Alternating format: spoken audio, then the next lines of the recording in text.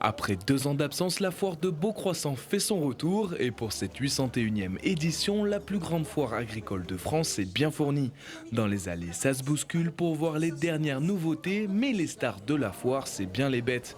Après une sécheresse record en 2022 et des prix qui ne font que grimper, les éleveurs se font de plus en plus rares sur la foire. Alors aujourd'hui, face à la sécheresse, on vient de passer une période très très dure, que ce soit dans les plaines ou que ce soit même en alpage, puisque l'herbe, on en a eu très peu. Donc on a été obligé de nourrir une partie des troupeaux avec les stocks d'hiver. Et là, on espère quand même avoir de la pousse un peu cet automne pour remettre un peu les bêtes à l'herbe. Les céréales ont augmenté là, en 3 mois, on a pris presque 150 € la tonne, voire 200 €. Après là, ça a stagné un peu ces jours. Alors on a répercuté le prix, on a augmenté nos prix, bien sûr. Donc pour l'instant, les clients jouent bien le jeu en vente directe, tout le monde comprend. Jusqu'à quand après, je ne sais pas.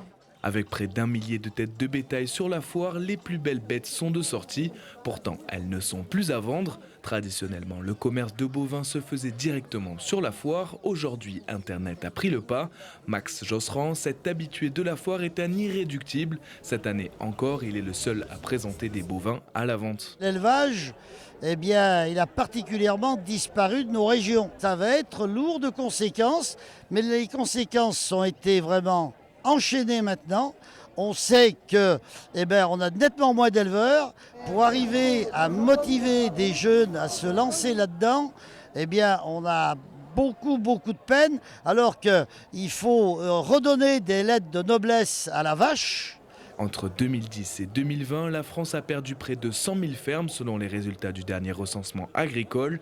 Dur dans ces conditions d'attirer la jeunesse qui tourne le dos à l'agriculture.